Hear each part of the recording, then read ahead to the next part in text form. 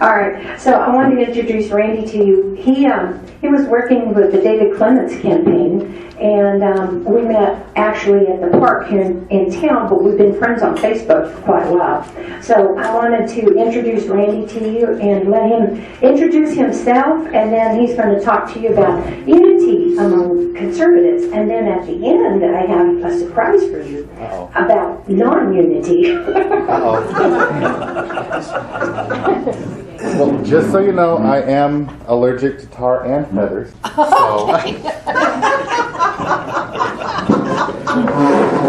So be a little bit conscious of my feelings before you pull that out and start chasing me out of town. Can y'all hear me without the microphone, or? Okay. It was worth a shot. I haven't given a speech in a lot of years, so I'm cheating and put together cards. That's okay. In fact, I was just showing her my first card. It says, do not imagine your audience naked. And don't worry, though, all the pictures are stick figures, so they're anatomically incorrect, but they still got a censored bar across them. That's just to make me feel a little bit better. Let me tell you a little bit about who I am. I'm not a politician. I don't have a degree in the Constitution or in government. I haven't been working in one of those offices. I'm a mechanic from Las Cruces, New Mexico. But what I do want to talk to you about is my experiences over the last several years as I've gotten thrown deeper into the political arena out here. I've always been a conservative. I've been a big mouth, and she knows, and yeah, you do too. Yeah, we've had some encounters, but about 3 years ago, I decided to take it a step further and started a blog called The Midnight Ride. About 2 years ago, I started a podcast, also called The Midnight Ride. Yeah, if I get a name, I'll stick with it. In the middle of starting the podcast, I got a phone call, and actually from somebody who just walked in the door. It was an automated call. I just become friends with him a very short time ago, saying that he was running for the Senate.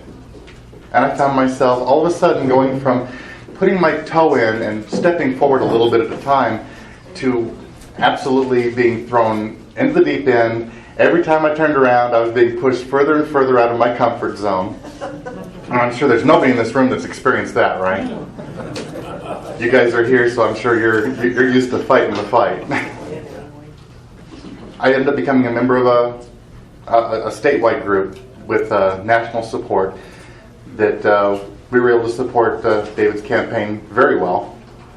And I got involved with the local party and a local Republican party in Las Cruces.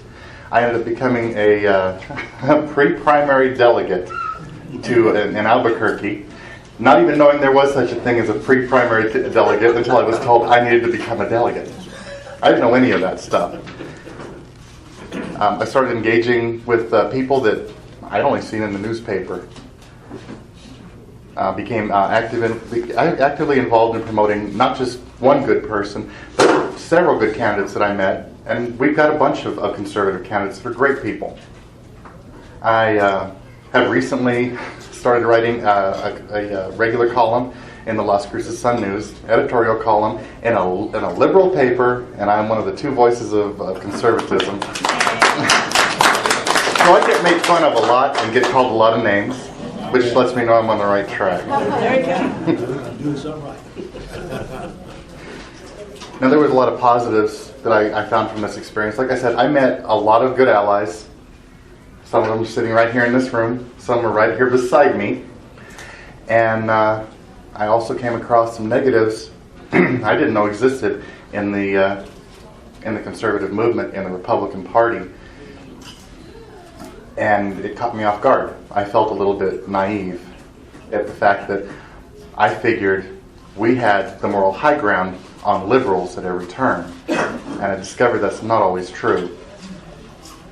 With David's case, he was not very well supported by a large group of Republicans, specifically your more establishment-minded types. And I don't know if I'm going to offend anybody, but I'm just going to say the way it was.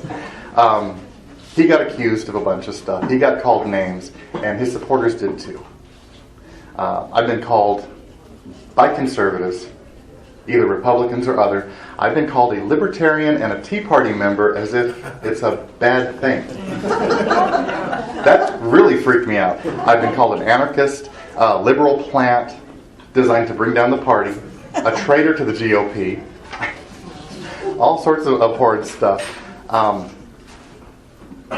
In the state organization that I was a part of, it was actually demanded of me to remove members after the primary who were saying anything bad about a Republican candidate or who refused to support a Republican candidate.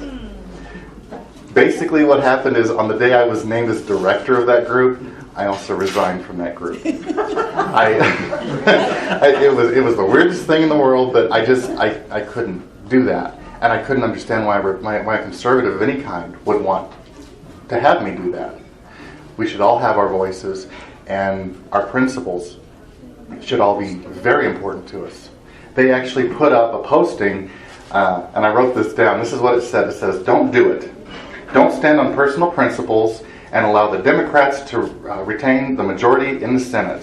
Vote against Democrats, remove Harry Reid."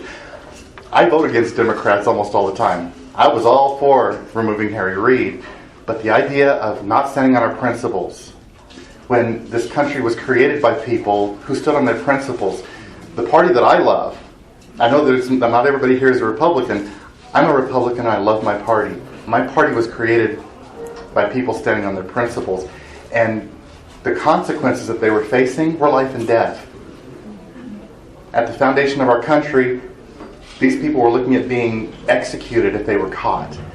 With the Republican Party, we were standing up for civil rights, and we were as likely to get lynched right beside, no pun intended with my name, we were looking at getting lynched right beside the blacks that we were supporting. Now, it seems like our principles become a burden whenever they get in the way of a possible win. And I've got a real problem with that. It hurts. Personally, it hurt me when I had these conservatives, these allies, these people that I thought I could trust and that we had each other's back, and they attacked me very similar to the way liberals do. And I realized that we have a problem. I went ahead and went to the polls and voted. I voted my conscience, which means there was a race I did not cast a vote in. My conscience, my principles, my choices. I knew people that they cast a vote, even for somebody they did not particularly like. Their conscience, their principles. I was all for supporting them and what they wanted to do, as long as they supported me too. But I knew a bunch of people who, because of what went on, they didn't even go to the polls. There was, especially the contention at NMSU, it's a conservative group called Liberty. It's not Forum. I forget what it's a Liberty group that they almost entirely, these college kids stayed home.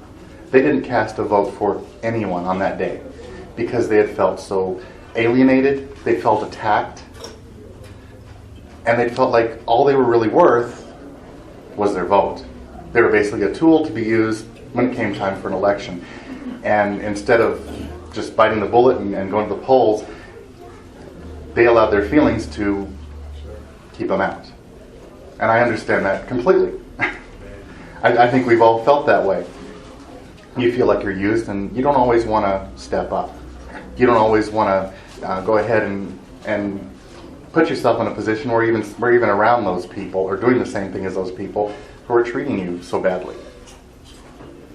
Now, I always thought that the GOP and that conservatives in general, that we were inclusive, fair, that we were open to discussion when we had differences, that we treated each other with respect, and basically that we were the opposite of liberals. And by the way, for the most part, we are. Amen. But still it hurt. These people that were supposed to be my allies, they were engaging in personal attacks. And the thing is, they were doing it and then demanding loyalty and unity at the polls. You don't do that. If I sit here and attack you and call you a bunch of names and then say, hey, I want you to come to my wedding and be my best man or support me or whatever, it's not going to happen. It takes me a minute sometimes. Don't worry about it. Yes, here we are. I actually went way beyond my cards. How about that? I didn't need a bunch of these. I can just toss about half of these away.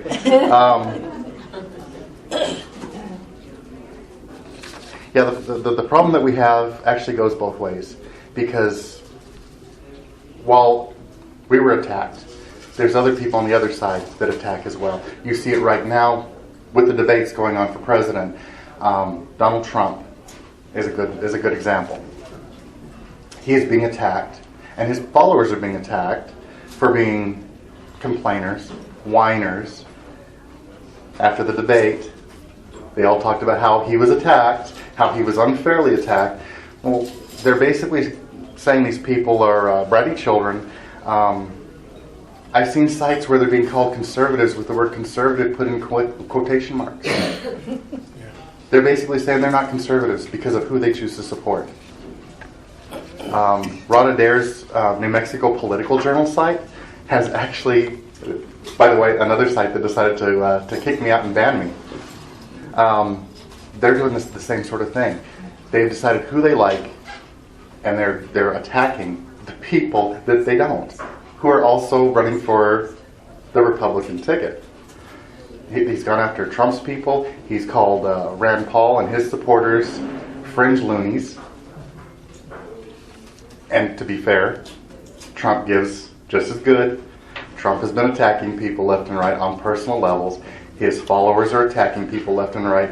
I have been on Megyn Kelly's Facebook page, and oh my God, some of the horrible, horrible things that are being said about her, words that are being used that I would never expect to come out of a conservative mouth.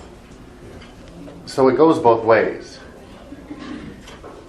And this venom is what's hurting us.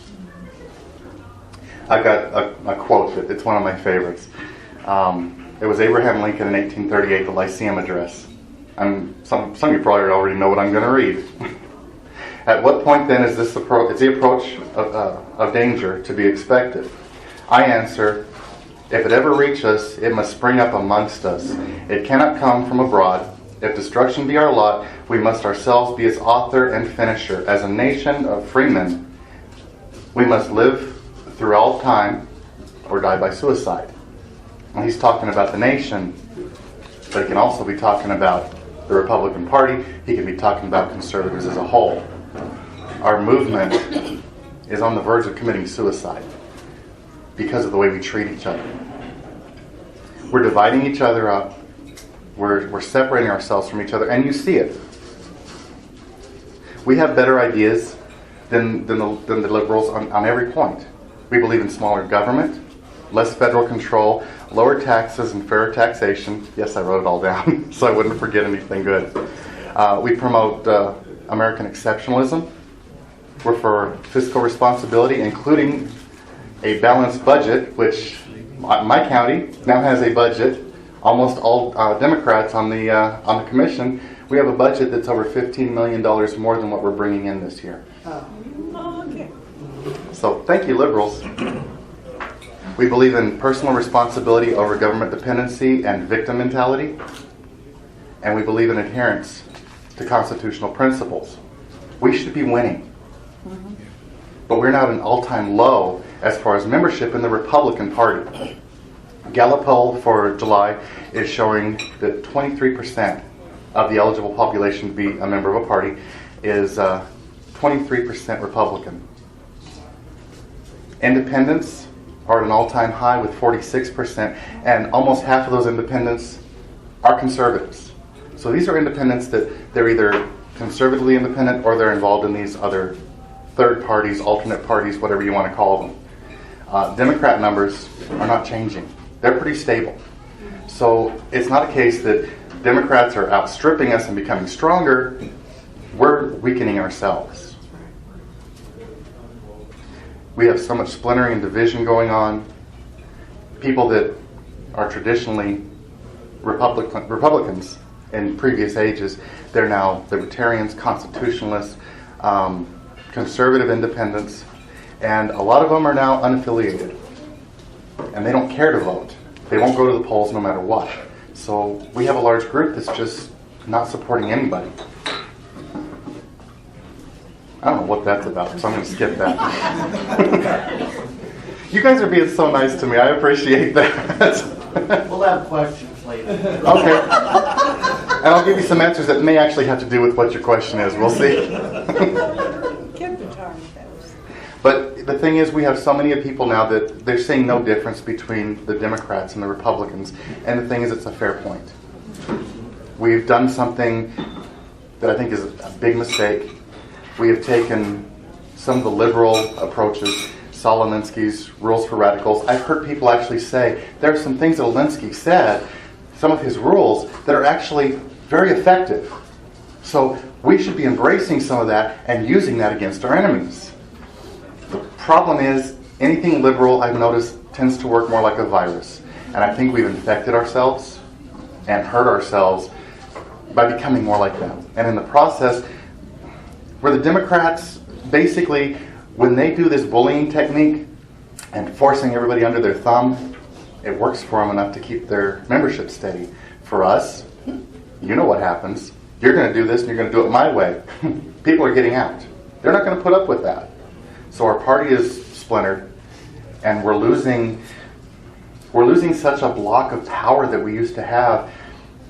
I'd be fine with the idea of another party coming up to take the place of the Republican Party. I've heard them talking about it, but right now, it's not going to happen. Our biggest block of force that we have as far as numbers is the Republican Party, and we're losing that because whether or not you want to be one or not, if you don't want to support the same things, if we can't come together on that stuff, we're just basically handing victories over to the liberals.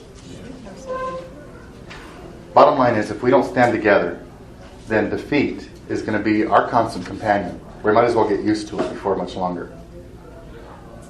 Now here's where I'm supposed to give you a solution, and I got it written right here.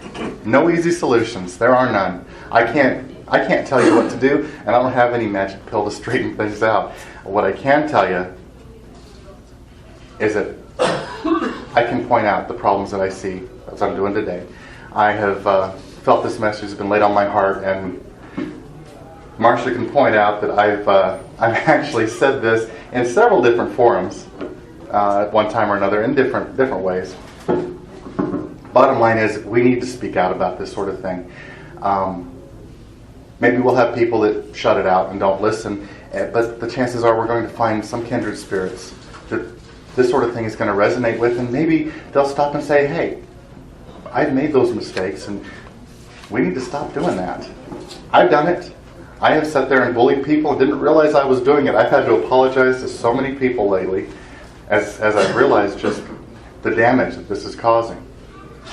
Now, there are no easy answers, but there's one that I do know of. Solutions are going to come from each and every one of us. We're all the answer, every one of us, to what the face of conservatism will be. So we got that choice. What are we going to make ourselves? It's up to each of us to decide where our dedication to foundational principles is going to end, where political passions begins, and how far we're willing to take those passions. If they're going to rule us or if they're going to motivate us. I believe that ultimately, whether it's through the GOP, another party, or an alliance of conservatives, which I really like the idea of the alliance of conservatives more every day, and this is coming from a real strong Frederick Douglass Republican. Conservatism has the answers that are going to redeem our society, and we have the people that are capable of making this happen. We have the people that will step out and stand up even when we get attacked. We don't need a big group supporting us and stroking our egos, because we've had our egos beat down constantly, called names. We're used to that. We're a force to be reckoned with, and we have over 200 years of right on our side. We need to remember that. We need to remember how to treat each other, especially when we don't see eye to eye. It's real easy when we agree with somebody, but to sit there and say, I get your point, I disagree with you, but I'm still here. We do it with friends, we need to do it with our allies. And remember that to go a little bit, just a tiny bit socialist, we are stronger together than we are apart. Okay, that really wasn't socialist because I don't feel like I have to go run to the bathroom and wash my hands. Now this unity, we desperately need it, but we can't demand it. Like respect, we have to learn it. We have to earn it. See? I'm just losing my place. We do have to earn it. And that's for each and every one of us. And it's a lesson we have to remember every single day. We have to start a revolution, and it has to start not in our nation, it has to start in our hearts, it has to start in our parties, and it has to start in the constitutional movement. We do this together, and we can become a force to be reckoned with once again. And I hope I didn't bore you. That's all.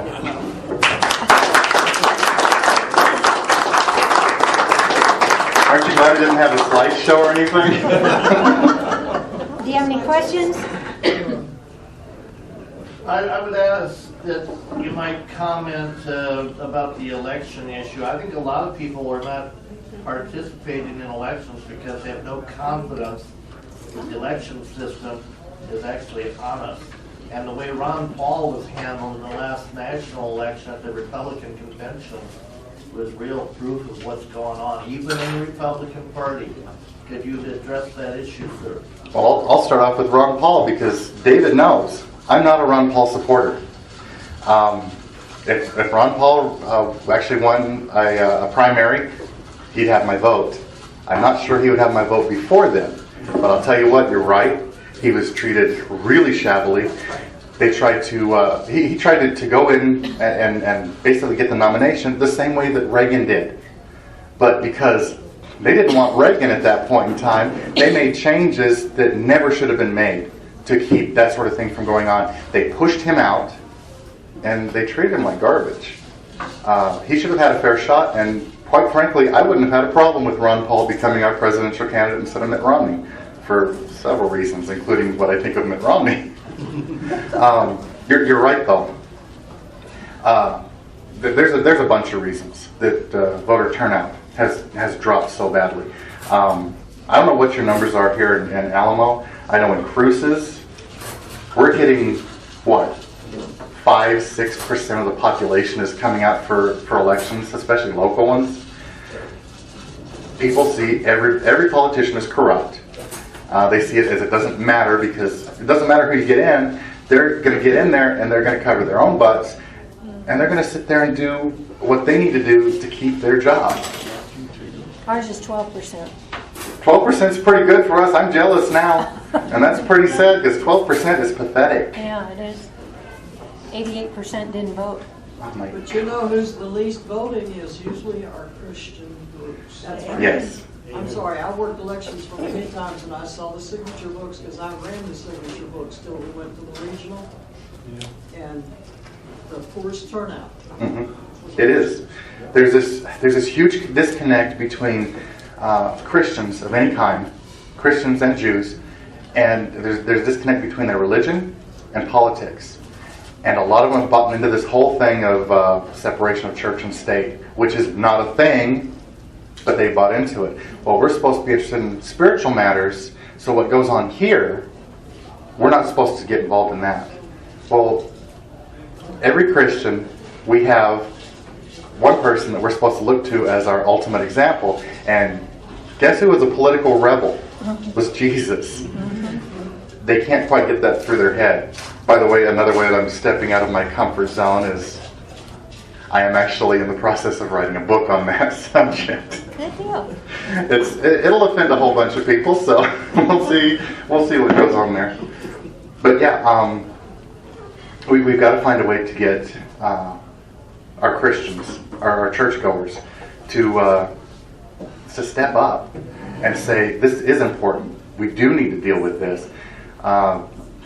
Our churches are losing our rights like crazy. You see it right now with the marriage equality situation. You know, we were told, don't worry about it. We're not going to infringe on the rights of Christians. Churches aren't going to be forced to perform weddings. You're not going to be forced to take part in a homosexual wedding if you don't want to. And that didn't last any time at all. I just have a comment. God has commanded us to be as wise as serpents and as gentle as doves. And my Stella paraphrase of that is, we need to have skin as tough as alligators and hearts as soft as mama otters. And I see my role in politics as an encourager. And I have come alongside of many conservatives who are in the middle of things, and have encouraged them during those tough times to tough it out.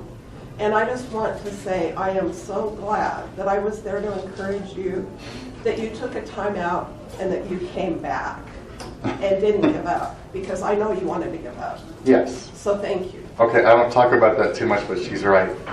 After the election, I disappeared for a little bit because I was frustrated, I was hurt, and I didn't feel like I was making a difference. But I had people like Stella that had some really nice things to say, and that were there encouraging me and giving me a kick in the butt whenever I needed it.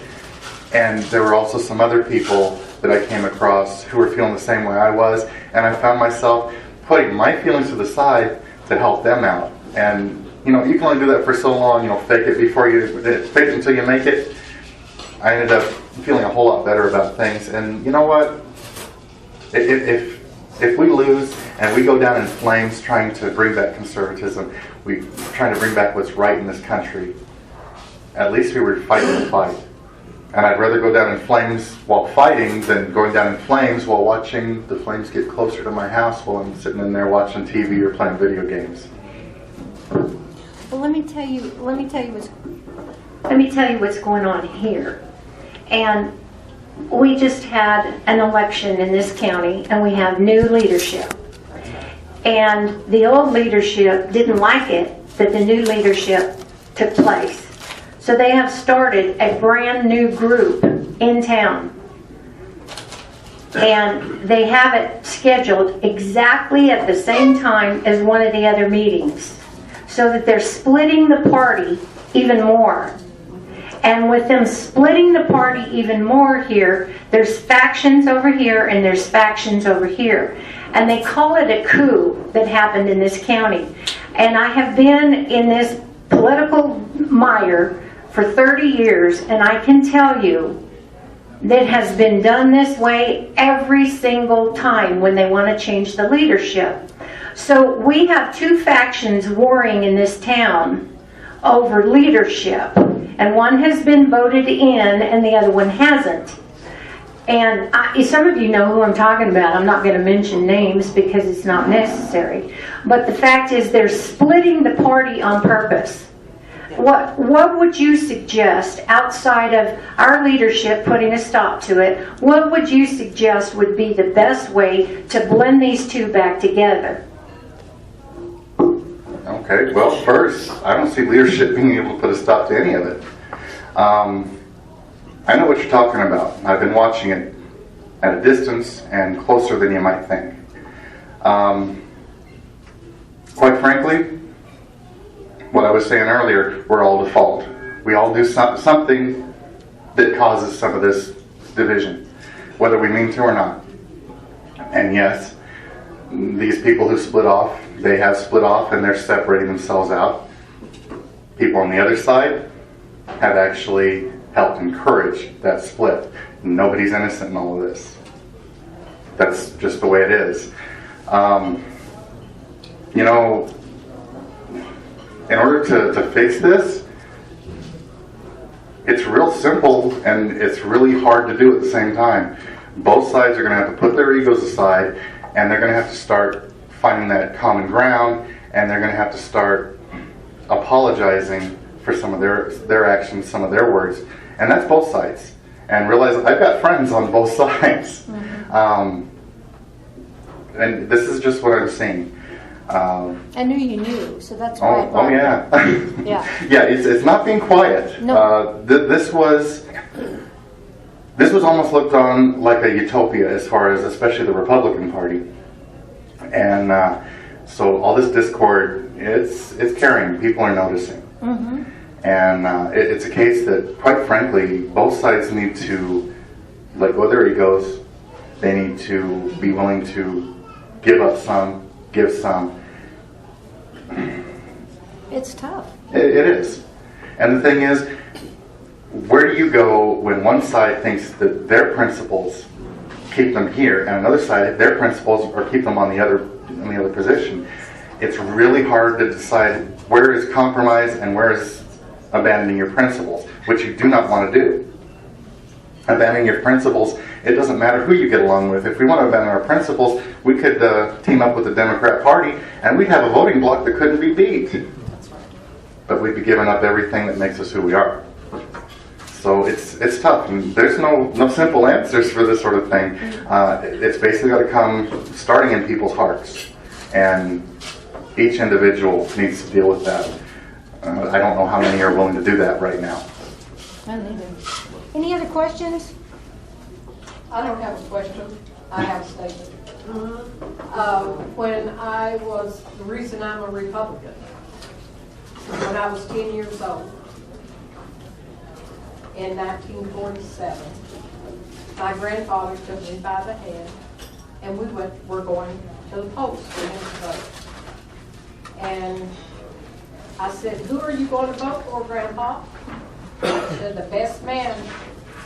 And I said, "Well, how do you know who is the best man?" He said, "A Republican." So that's the reason that I am a Republican. He taught me that when I was 10 years old. You know, I was told something similar by my parents, who, by the way, until recently were Democrats. I went down and got certified to get people registered to vote, and I started needling them. I've been needling them anyway, but now that I had the power to do it, I needled them hard, so they changed their political party. But they've been, ever since they could vote, we live in a democracy was their thought, so we might as well be Democrats. They didn't know at that point. They found out really quick, and even though they were Democrats, I had the same sort of things being told to me. Wasn't it nice when you could sit there and say, well, there's a Republican running, I guarantee you, this is what he stands for. And you were almost always right on the money, straight down the list. Maybe there was some variation. Now, you've got to take a look at the individual so much harder. And wouldn't it be great? I would love it if you could have a test where you get placed in the party based on where you actually stand. I wouldn't mind the Republican membership going down a little bit if it meant that we got rid of some people who actually should be Democrats.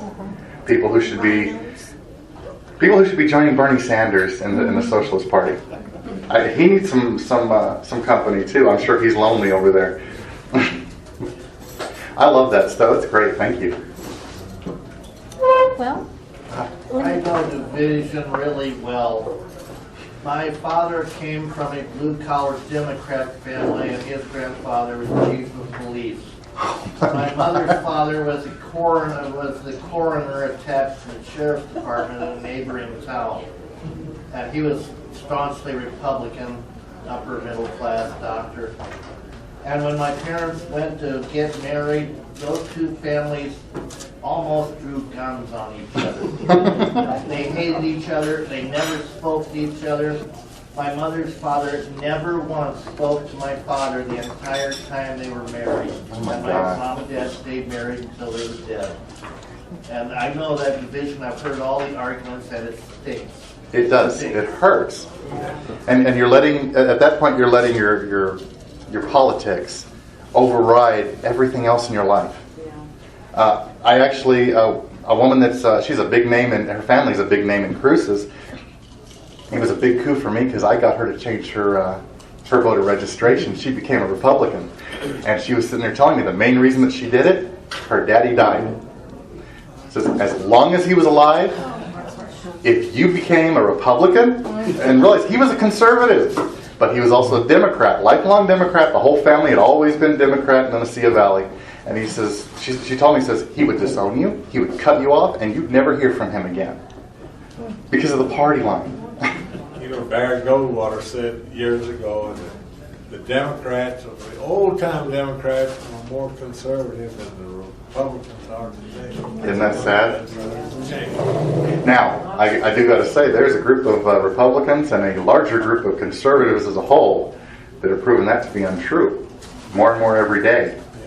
And this is part of the revolution that I talk about, and part of the revolution I want to see happen. We can't have a national revolution until we have a revolution in the groups that actually are going to support conservatism. Until those groups actually do support conservatism, they're just waiting to get in the next person to get a job. Yeah. This is not maybe a solution, but I think it's one element that could be considered as part of the solution. And that is that the thing that a young man that spoke to the GOP here recently spoke about, he's from the state party, and he said that when you're trying to convince people about political leanings, you need to talk values, not party. Right. And I was raised in a family where there were 6 of us children, and our parents were both Democrats from way back 6 generations. Yeah. And they taught us values. When we were grown, we didn't even know every one of us had registered as Republicans. And the reason we had is because of the values they stood for. Our parents taught us values, and we have to talk values, and I think that's the most important thing. And I think if we're talking values, even talking to Democrats, a lot of times their values are not what they're voting. And they need to be aware of that as well. Right. And when you're talking values, you're talking positives. You're not talking about, well, your party does this, and you people are like that. You're sitting there saying, this is what's important to me. And they can sit there and say, well, that's important to me too. So you draw people together through the positives. That's great. I think she's about to take the mic back. I want to say one thing real quick to you guys. I see your hand. Thank you for putting up with my BS and for making me feel like it had some substance to it. Thank you, sir. I think 6 generations ago, we could believe in the Democrats, but not today. And I'm having trouble believing in the Republicans. As soon as in February, as soon as they voted for Obamacare and Obama's illegal immigration, Yes. anchor baby, whatever you want to call it this week, I went down and re-registered to decline to stay. Mm-hmm. And I don't blame you. will re-register back to one of the 2 parties, depending upon who's on the tickets next year, so I can get in there and vote and maybe affect it. Yeah. But six generations ago, the Democrats were believable. They're not believable now. They've gone so far off the deep end, and yeah, the Republicans have kind of followed in a lot of ways. Since President Wilson. See, I understand exactly what you're saying. I don't fault you a bit. It's hard for me because I'll sit there and tell people I'm very proud to be a Republican. And by the way, I am specifically a Frederick Douglass Republican, which pisses off a lot of Republicans. Yeah, a lot of Republicans are scared, you know. Oh, yeah. The liberal, the Hispanic vote, Mm-hmm. so they're going to lean toward more liberal ideas to Right. get that vote. Oh, yeah. And the thing is, if we got to the Hispanics and dealt with values and principles, they're more conservative than we realize. No, it's rough for me to sit there and say I'm proud to be a Republican and then have to apologize for the Republican Party at the same time. So I do know where you're coming from. There's hope for you. Well, thank you, I'll give you Randy. your mic back. Thank you.